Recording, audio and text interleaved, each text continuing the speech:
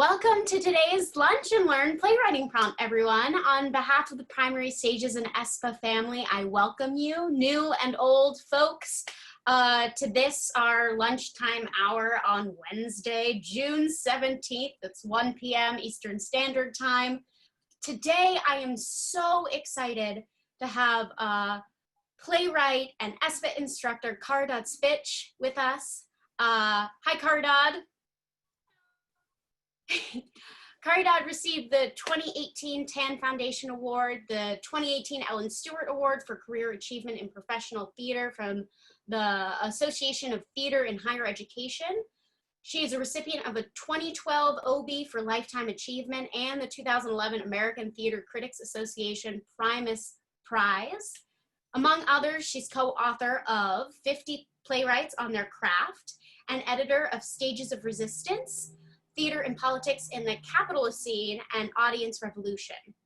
She is currently working on a 7-play cycle called American Psalm, which includes Red Bike, Fuel, Hurt Song, Holler River, Life Jacket, Arbor Falls, and Trouble in Kind. Caridad also writes for HowlRound. There are so many wonderful articles on there right now, which you can read. I sent you all a link to one earlier today.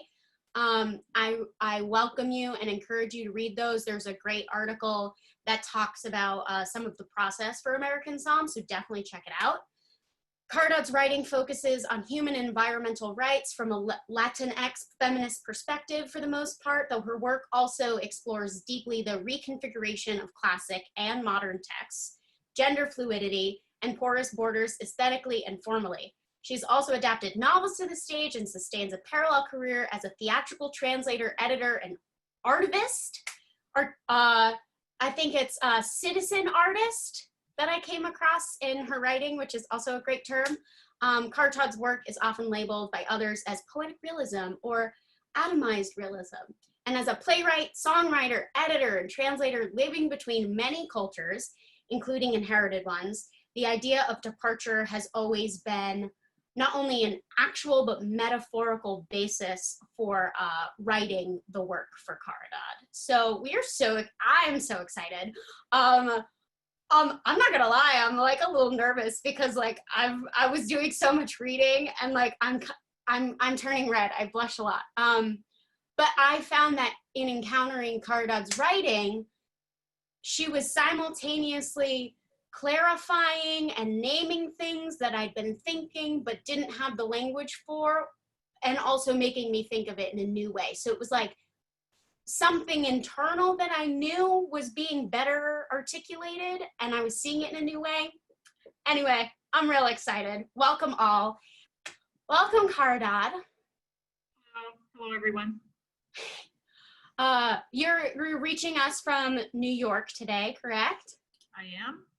Wonderful, wonderful. So I figure we'll start as I usually do from the beginning. How did you make your way to writing? Has writing always been a part of your life? How has it been a part of your story to today?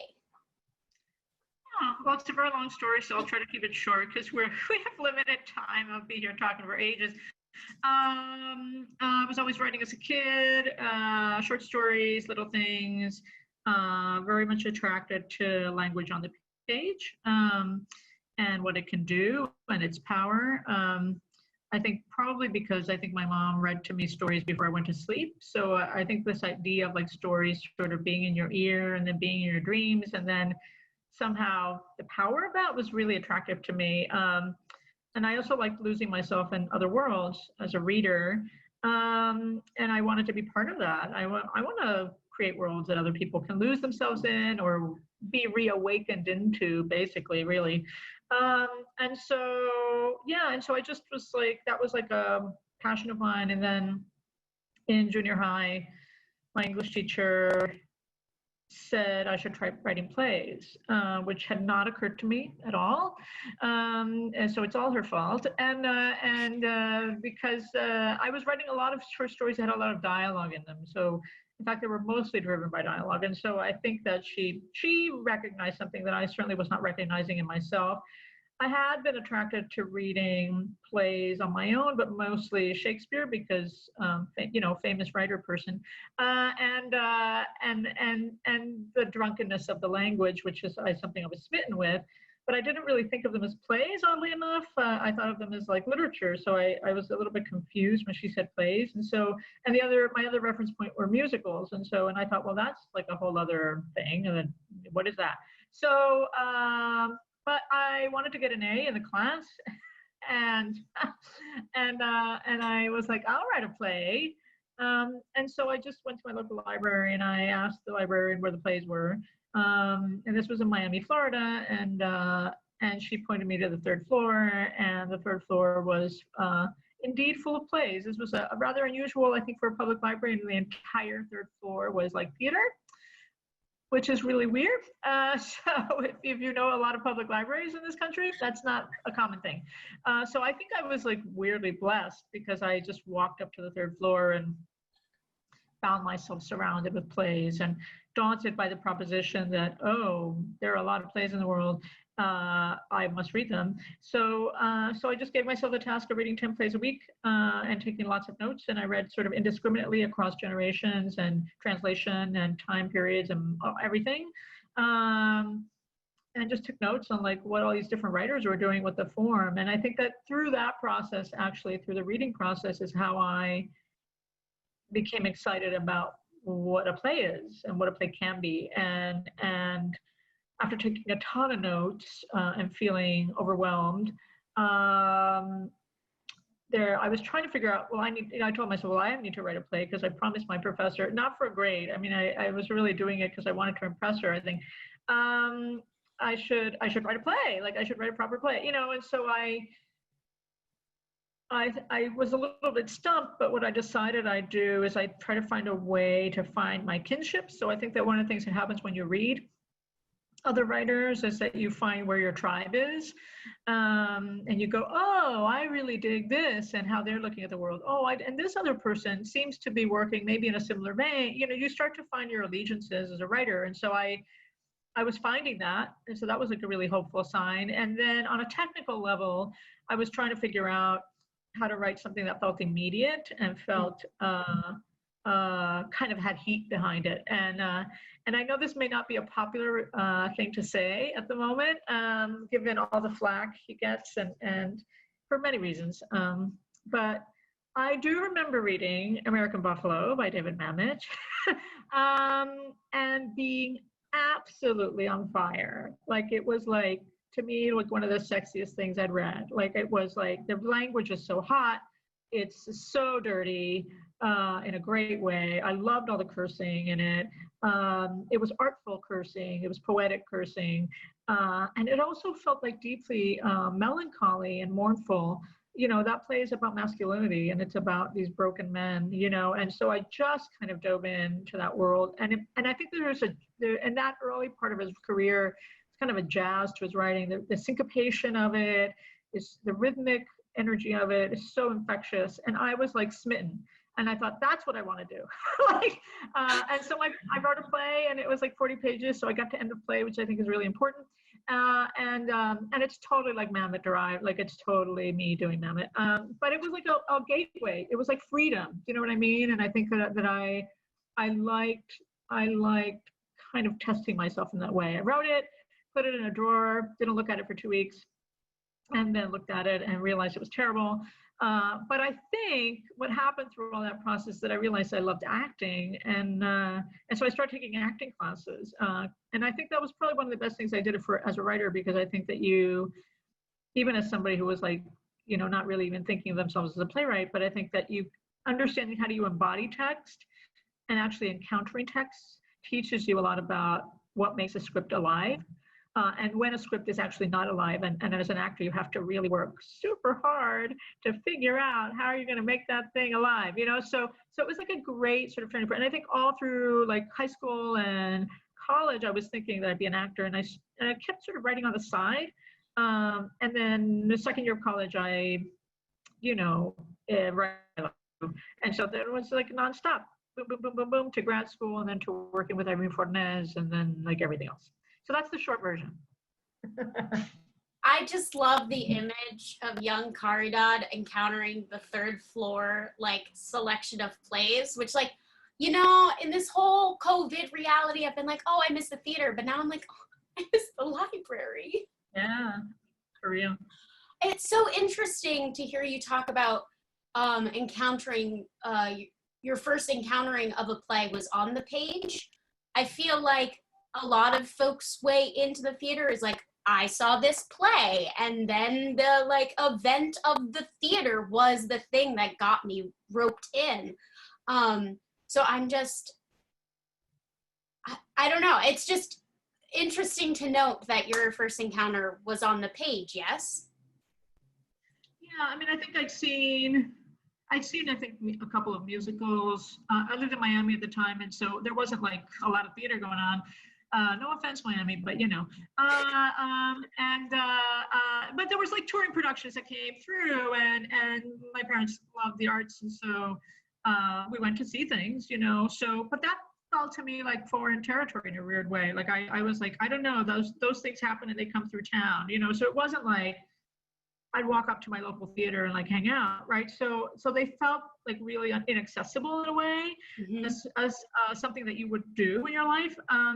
And then the other thing was like, you know, doing school plays or stuff like that, which is of course a way in. And I do remember like when I lived in New Jersey, before I lived in Miami, that we went to the ballet a lot. But again, it was touring productions, you know, and so. And I think it actually was going to the ballet first that sort of stirred me up into the idea of performance, being sort of mesmerized by the beauty of bodies in motion and about lighting and costumes and storytelling. I mean, narrative ballets in that regard,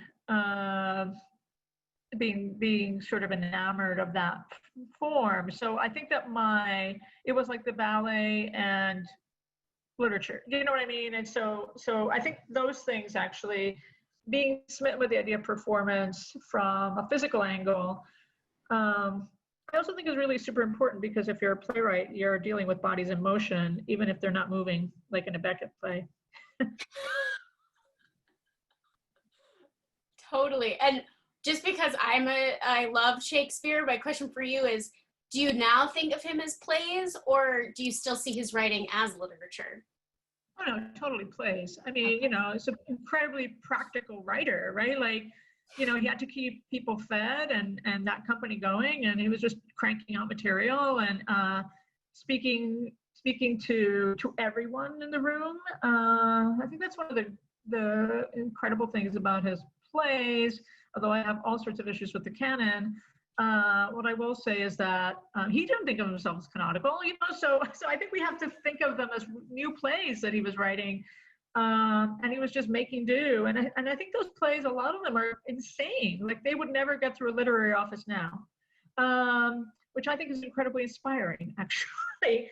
Not inspiring for the field, but I think inspiring to think, you look at Hamlet, that play wouldn't pass like the first reader, right? Like they'd be like, what's happening in this play? This play's crazy. Well, it breaks down in the middle, and then he goes away, and then all this stuff. And there's pirates.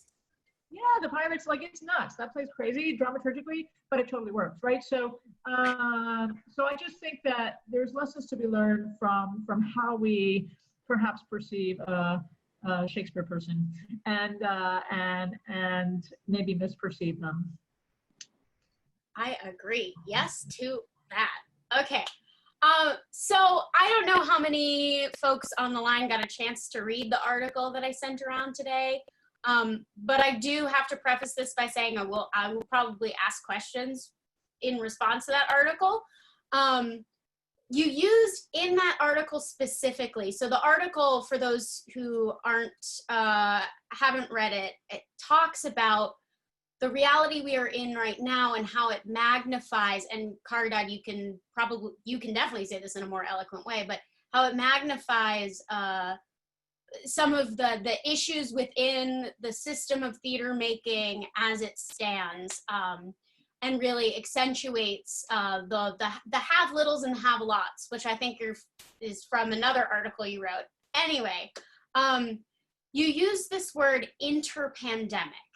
And in relationship to theater, I'm just wondering if you can quickly kind of define what that is and what that means to your process right now. Right. Well, that's like another huge like essay long question.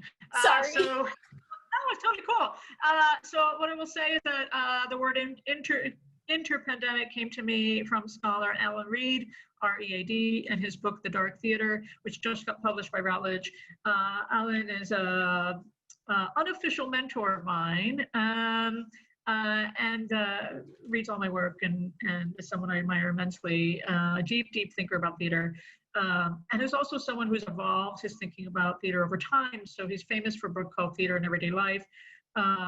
Theater, Intimacy, and Human Engagement is another one.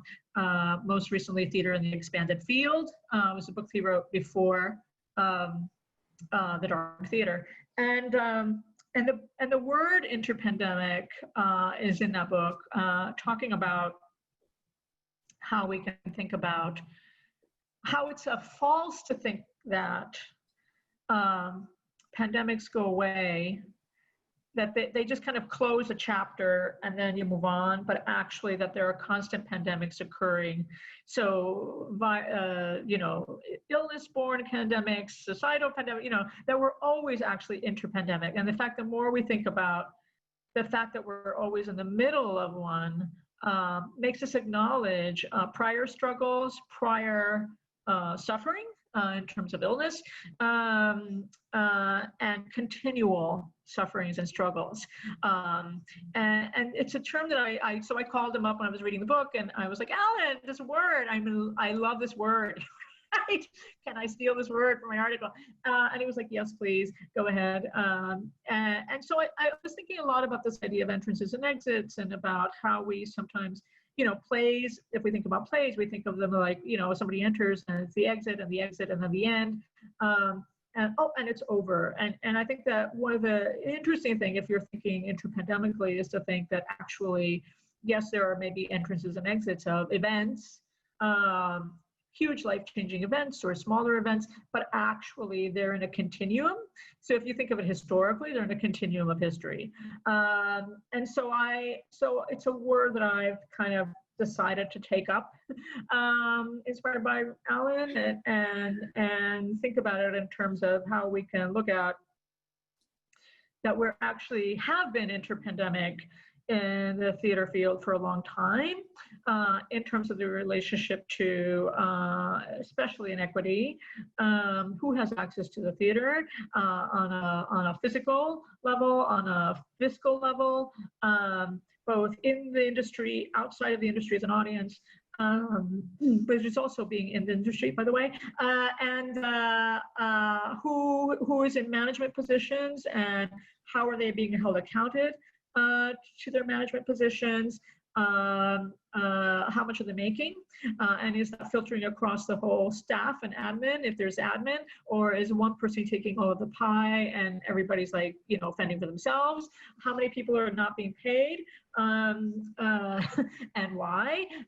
So I think that, and that's been going on for years and years and years, right? So if we're looking at just the level of, just on a level of economics, level of inequities in our field, pretty damning, right? So I think that, one, to think that that's going to be solved overnight, no, that's not going to happen.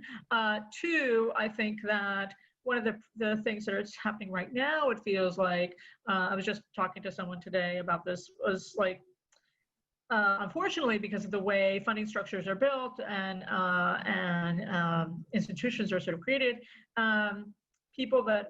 institutions that have like a lot of, what is the word, social capital? Social capital, people that have social capital may actually end up be fine. At the end of the day, they may actually be okay, because they can use the fact that they already have social capital to sort of boost themselves up, to look at people that will fund them, or philanthropists, or wherever the hell the money is coming from, to say like, see, I have like massive capital, please give me more, right? But folks that actually are struggling and have been for a long time fiscally, which tend to be, ironically, a lot of our culturally specific institutions, maybe like our social capital is like, we have an audience and we do a lot of incredible work, but maybe, it's not shiny, right? It's not the shiny thing you see, and it's not fully advertised in the mainstream. It may not be even visible to the critics, et cetera, et cetera, et cetera. So those folks, I'm just like, scared to bits, like what's going to happen to all our cultural workers on the ground who are going to be left behind if we don't take care of them. So I've been thinking just a lot about that, and thinking that's actually, somebody tweeted yesterday, I won't say their name, but they're an artistic director, and they were like, totally like, we'll see you on the other side. It's going to be awesome. And I was like, dude, maybe for you. Maybe for you it's going to be awesome because you're making, I don't know how many $100,000 a year, but there are like people in the field that are not making $100,000 a year. In fact, there are people that are making $5,000 a year, right? So what's going to happen to them? And are they going to make it on the other side? I don't know. So I think that we're in a particular position, again, just looking at economics, which of course cuts across race and class, and gender, and sexual orientation, and accessibility on all levels, maybe making change. How is that change going to happen? How are those structures going to be implemented? If they are who's going to be held accountable for those new structures? And is it all going to go to the shiny buildings? And I just don't know. Well, thank you. And everyone, read that article. I'm going to email it around again in my follow-up email. That just really helped me understand interpandemic a bit more, so thank you. So I would like to talk about, actually Joan wrote in, and Joan is responding and says, the pandemic will be here and with us for quite a while, and we won't be able to gather for a while. How do you feel about creating work maybe specifically for Zoom, or, in this new quarantined reality or self-isolating reality we're all in? And what are your suggestions? Yeah, I have been for a long, maybe since around the year 2000, a big advocate for digital theater. A lot of my own work deals with sort of mediation to some degree, sometimes to a greater extent, sometimes to a lesser extent. I wrote a book called Transglobal Readings in 2004, which actually was looking at what is the old word is interdisciplinary. It's still a good word.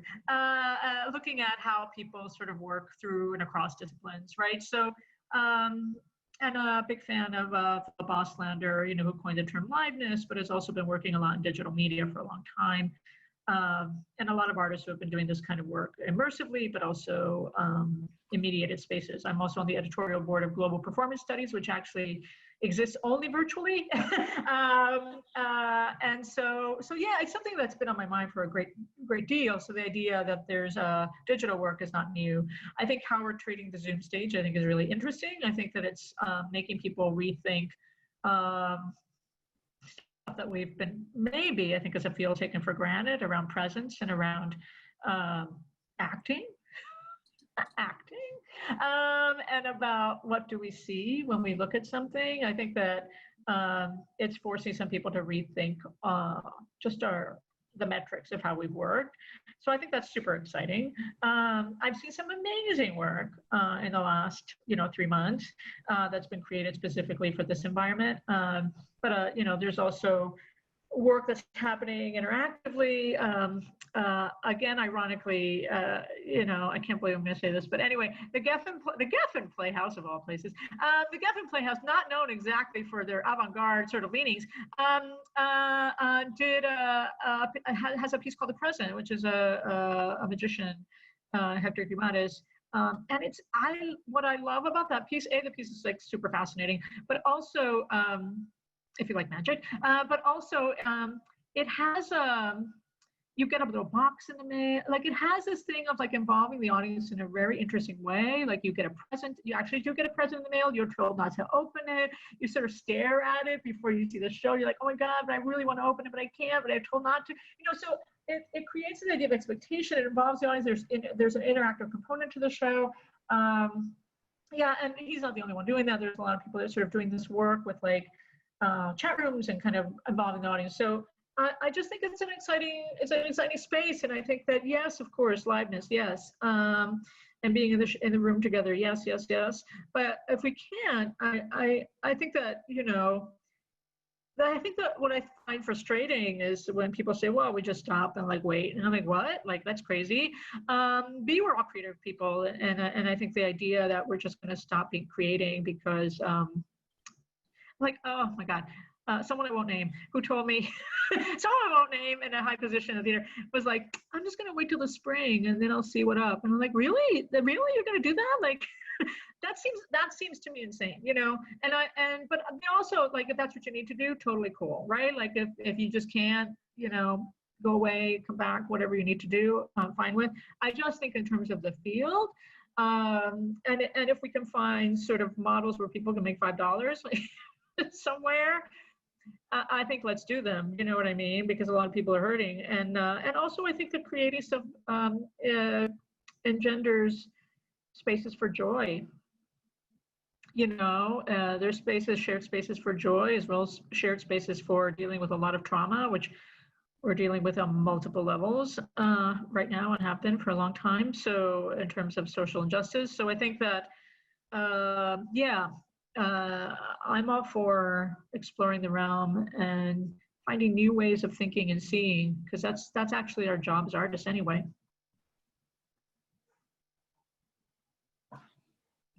This is a really bad metaphor, but you just like dropped the mic for me. Like the gauntlet has been thrown, folks. Like we're not going away for this till the spring. We're gonna keep creating because that's what we're here for. So folks are writing in, what was the name of the magic show through the Geffen Playhouse? They missed it. Oh, the present. Like literally the present. You literally receive a present in the mail. You do. Wow. I'm gonna have to check that out. Okay. Oh, wow. So for folks who are feeling a little hesitant towards creating or feeling a little friction towards creating, do you have any like tricks or tips to get, I don't know, the juices flowing? Yeah, oh my Lord. Yeah, it's hard, right? I think that I would say, make sure that you're giving yourself, I was talking to Mark Ravenhill the other day about this. Mark is a wonderful playwright who's based in Britain.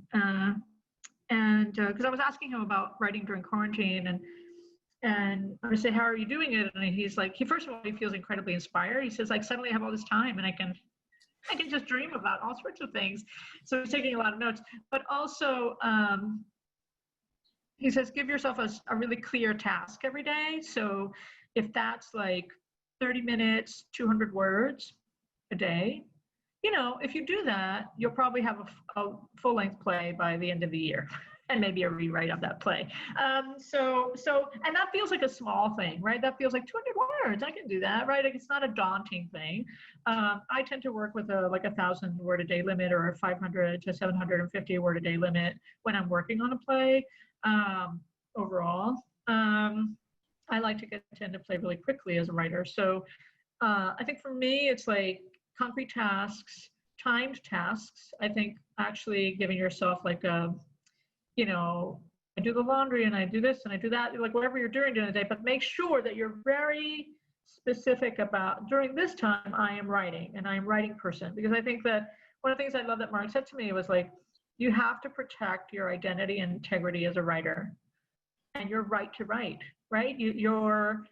That is who you are. And that actually, if you're not protecting the integrity of your right to write, you're killing something in your soul, right? So I think yeah, like that 30 minutes a day, I will write those 200 words, or I will stare at the page and like just take notes, right? That is actually as valuable. But if you're doing it as a daily practice, which is also like a spiritual thing, right? If you're doing it as a daily practice, then by the third or fourth week, you're like, oh, I'm discovering some stuff I'm actually interested in, and maybe I want it to be a play, or I want it to be a film, or I want it to be an audio thing, or whatever you're making, right? I think the way the unconscious works is that it starts to, if you're kind of, because when you're writing, you're also dealing with like moving yourself through traumatic spaces, and you're kind of trying to heal yourself through them, even if it's purely unconsciously. By like the third or fourth week of what I call the generative process, Mm-hmm. you suddenly find yourself with stuff that you actually want to work on, right? And then it's just making concrete tasks around that. And sometimes what I do is I circle a date on an arbitrary date on the calendar, and I go, just finish the play then, and I do. And my friend Simon Stevens, he does this funny thing. I can't believe he does this. He's a madman. But he goes, he actually circles the date on the calendar, and he goes, it's due then. And then he revs himself up to finish it 2 weeks before that, so that he feels super accomplished. Which I mean, he's a madman. I love him, but it's like, but for him, it's a way of cheating himself. He's sort of like, I've got that date, but if I get it done 2 weeks before, then I have this extra time to actually like tinker and look at it and like look at the typos and like, but in the writing mode to just kind of keep moving forward. Like one of the things that he always says to me is like, just keep moving forward. Don't let yourself get into that terrible trap, which is, I wrote that thing yesterday or 2 days ago. Oh, it has to be perfect. Like in the generative stage, you can't do that, right? You just have to keep plowing forward because you can always fix it later. And I think that just give yourself a break, right? So it's also that. So there's the generative stage for you, since it seems like maybe you frame your process in stages. What are the stages of your process? Yeah, I mean, it depends what I'm working on. So I'm working on a big adaptation right now, which is a totally different headspace. But when I'm just writing my own stuff directly, that's not based on anything.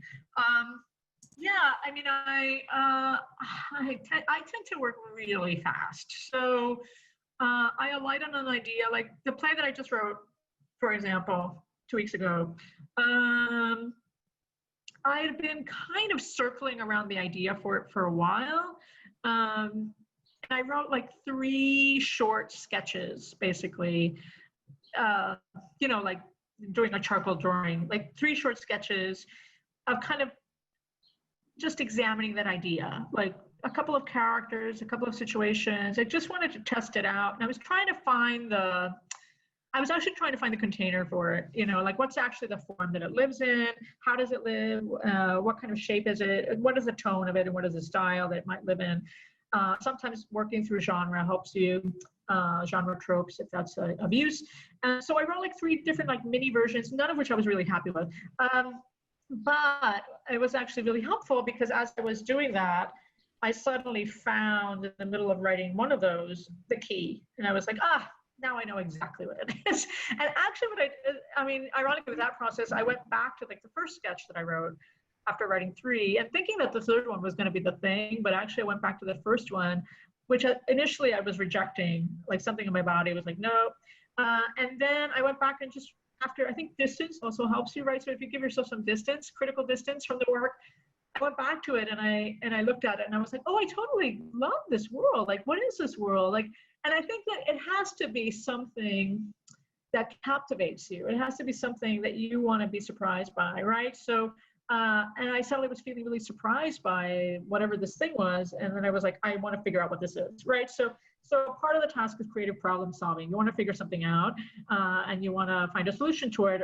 Basically what you do is you don't find a solution, you just create something and that creates more questions. And then the second part around that is that there's this beautiful thing that Robert Holman says, which I adore. And I'm not sure that I'm as patient as Robert Holman is as a writer, but what I will say is that he says he writes and writes and writes and writes and writes until he gets to a place in the writing that surprises him. And that's when he starts writing, in a way. Like that's it, where in his brain he goes, and now I'm writing, right? And so his basically simple task every day at the page is to like surprise himself. get myself to a place where I'm surprising myself, because if I am, then the audience eventually somewhere down the pike will be surprised as well, or the reader will be surprised, or the actor will be surprised, etc. That's what you're looking for spaces of change in the writing. And so yeah, so I think it's like that. So I think that in the recent one, I kind of was like surprising myself daily, and then making sure I was getting to end of play like as soon as possible. And then you're just dealing with repetition and patterning, right? Because writing is creating shapes and patterning. So a little bit like making clothes, you know. Yes. Wow. Okay, great. Amazing. I'd love to talk about After Orlando, which was an international theater action in response to the 2016 shooting at the Pulse nightclub, which the anniversary was just recently. After Orlando featured a collection of readings and other short works being performed, and each performance lasted like 3 to 5 minutes, and you had over 40 theatrical institutions and universities nationwide and abroad sign on to participate. Can you just speak to some of your work with that organization or in creating that? Co-created that initiative through No Passport, which is my other arm, and Missing Bolts, which is a independent led by Simon and Blair Baker, and we just banded together to make After Orlando Theater Action happen. I'd done I'm thinking about 6 other theater actions prior to that. Around the country with different works and with different kind of, one was gun control theater action, one was on climate change, one was on the idea of environmental rights, another was on the lives of veterans, etc. So I'd already had a kind of around ways of kind of creating these alliances or trying to instigate them, basically, and also commissioning artists for no money, but commissioning artists to curate events where a lot of voices could be heard and amplified. So we ended up with like 80 some pieces for After Orlando. I do want to say that we are going to publish. I know this has come up so many often. I think from day one we wanted to publish, but it's been like 4 years of trying to make it happen for a variety of reasons, schedules and lives, but it is a go. It is going to happen. We're probably going to do a multi-volume collection because there's so many pieces, and just curating that alone is going to be one volume at a time. That's all I can say, because you have to create a narrative for each book, right? So, but yeah, I just felt like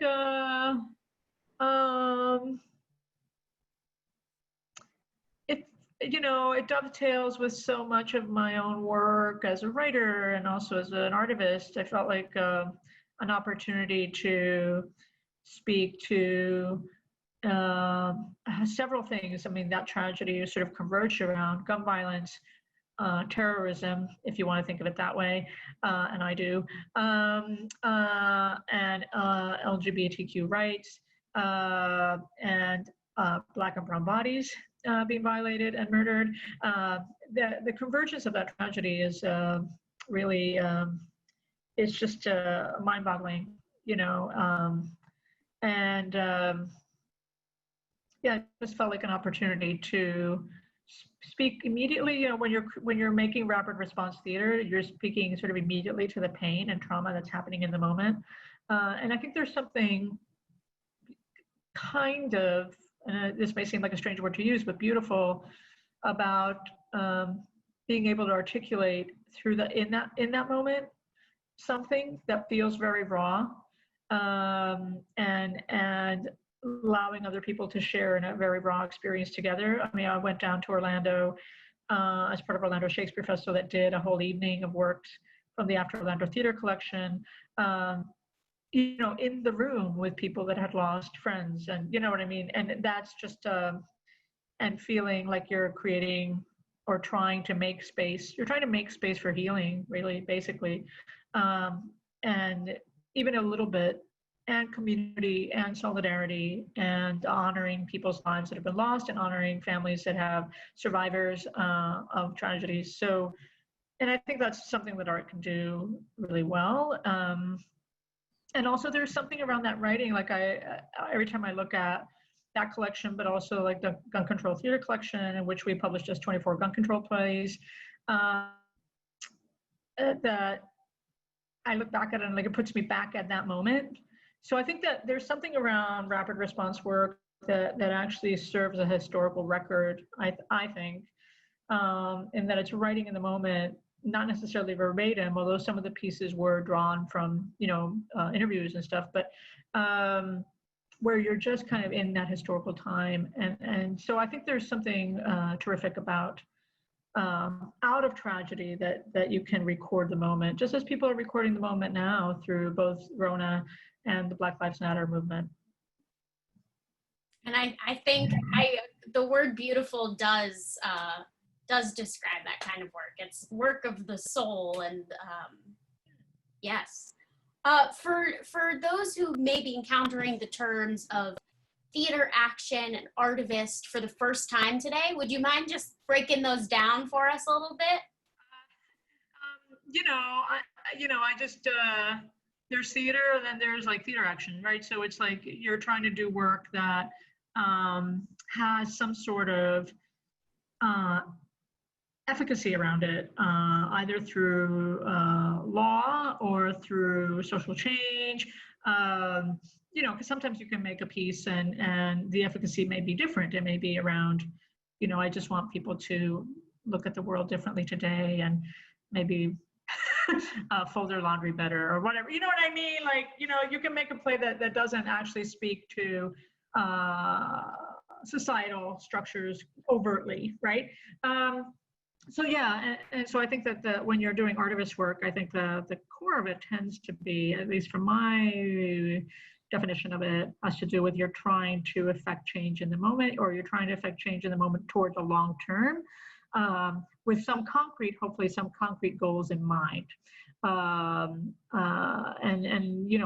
would encourage you all to read Stephen Duncombe around this, who teaches at NYU, who's written about this for a long time and has worked more in like street theater, for example, and guerrilla theater for a long time, but work that is just absolutely on the street, as it were, or on the digital street that we live in, but its goal is toward actionable change in some regard.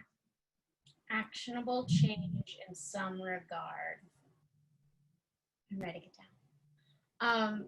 Wonderful. And then one other term, Roger wrote in, and he said, you've mentioned end of play a lot, and while we all have an idea of what that is, for you, could you just talk a little bit more about what end of play is, either in your process or like what it looks like or feels like? How you get to end of play, or what it feels like to be at end of play? So when you say end of play, do you mean you've just completed the draft? Oh yeah, sorry, right, yes. I chase it down until I get to end of play, and I usually know. I sometimes don't know what the end is, like when I'm writing. So sometimes people ask that question, like, "Do you know the ending before you write?" No, usually I don't. Usually it manifests midway through the process. Sometimes it manifests early, and then I kind of just hover. I let it hover. Because I want to make sure that I'm not like interfering with the writing process, trying to meet that goal, in other words, because it may change. But yeah, like I still feel it, writing is a bodily experience. So I just feel it in my body. You're breathing through the play, you're breathing through the play, you're breathing through the play. And then you're like, yep, that's the end. You know what I mean? Like there no more, we can walk out now, or we can step away now. Like there's a sense of, I think there's something around, I'm very interested in suspension for an audience, and giving an audience an opening at the ending of a play so that things are over, but it's also going somewhere else. We don't know. And so I feel like I like when I'm in the audience, because I'm my first audience when I'm writing, to be in that space, right? To be like, I've gotten to end of play, but I feel like, oh, I wonder what's going to happen next, or I can muse on these characters as we're writing character-driven work, or I wonder what the next image is going to be, right? As opposed to closure, it's done. Like, I don't think of it that way at all. And that perhaps I remember Sam Shepard saying that once about his work, where he was like, I don't know, I just kind of like, it stops and then, let the audience figure out what happens afterwards, but I mean, but it just sort of, that's like the end point. And then beyond that, hopefully there is a beyond, but that's in the audience's brain. And I think that what happens is that writing is not in the audience's brain, but I think the act of theater is in the audience's brain. That's where it really happens. So yeah, that's what I mean by end of play. Thank you. Well, shall we, since we're at the end of play and heading towards the end of our hour together, shall we dive into our writing prompt that you have for us today? Yeah, this is a really simple one, but I thought sometimes it's fun because it gets things kick-started for, I had to put my light on or else I can't see what I'm doing. Kick-started in the sense of maybe leading into other things beyond here, right? So if you have something to write under with, that would be great. You can actually just take notes. I'm going to give you a list of phrases that all have to do with actually endings, interestingly enough, but sort of end of things or end of things. Who knew that I was going to do that? So yeah, and so you can look at this from, I would say for those of you writing, I think you all will be, but look at this from a character perspective, for example. Sometimes that's helpful in this exercise. So if you're already working with a character in a play you're writing, or you're going to write, or you're taking notes on, maybe putting on that character's hat for this will be really good. Writing it in their voice, in other words, will be really helpful rather than going into like your own voice and your own stuff, but allowing the filter of a character, the filter of a persona that you're writing through, I think would be really good for this. And so here's the list. And this can be something that this character says to somebody else, or it can be something they're saying to themselves that they're trying to work out. Take it any way you will. Also, it can end up being dialogue, however this manifests. The last time I was drunk.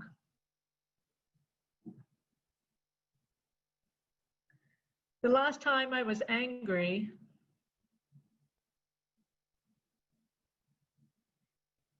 The last time I danced.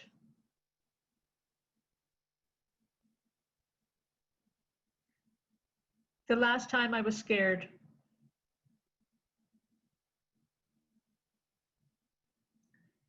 The last time I laughed.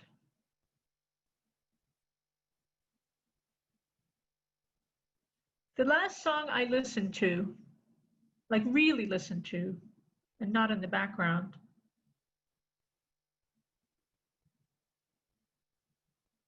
The last time I cried.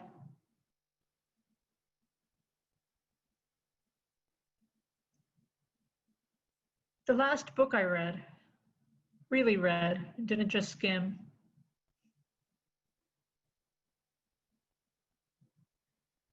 The last film I saw.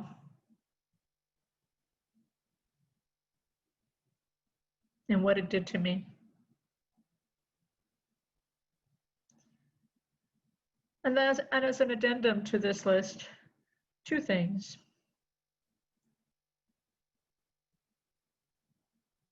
I need to forgive someone.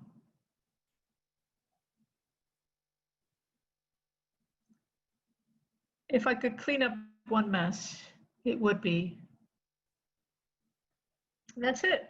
Use all of those, like try to complete each sentence, but then also like use them as a jump start. Like you can pick one and use it as a jump start to write a scene. That might be a great way to sort of approach this. All right, friends, I'm going to put 10 minutes on the clock, and the list of phrases are in the chat with a little description. Happy writing. Here we go.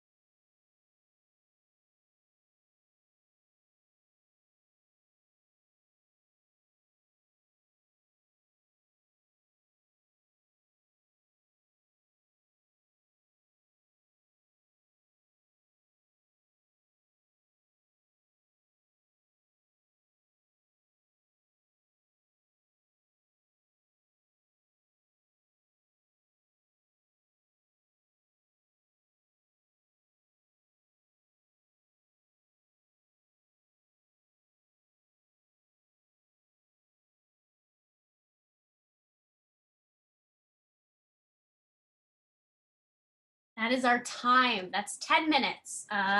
So that's your chunk of writing for the day. If you do more, I think this is a great place to start, and we'll provide more writing later on. Thank you, Caridad. Thanks all for hanging out, and happy more writing and all that good stuff. I know there's breakout rooms to come. Thanks for ESPA folks, Kelly and Sarah, and see you soon. Thank you so much for joining us today on this Lunch and Learn Wednesday. Thank you. Thank you for being here. Thank you for showing up. And the takeaway is this. You don't have to remember everything. It'll be in the email. The idea of the Artivist is to make work in order to create actionable change. With that lens, look at something that has happened in the last week, an article, a photograph, a headline, a social media post, and sit with that thing. Think about how it makes you feel and what it makes you want in like a micro and a macrocosm way, little and a big way. Feel that want in your body, as writing is a bodily experience, as Caridad said today. Breathe through it, write it, let it move through you. Then look at the phrases that Caridad gave us that you have not yet used and choose one that has the opposite connotation than the one you wrote about today. For example, if most of your writing today dealt with the last time I was angry, now choose the last time I danced. If you chose the last time I laughed, maybe you choose the last time I was scared. Choose a character to first speak that is part of the thing, experience, event, article, whatever you sat with, and use that as the starting point for your scene. See what comes, and then imagine the change it could spark. Thank you for all joining us today. It is a pleasure to spend an hour or so with you once a week, and we will continue to be doing these. So I'll see you next week. You'll get a link probably early next week. Take care, everyone.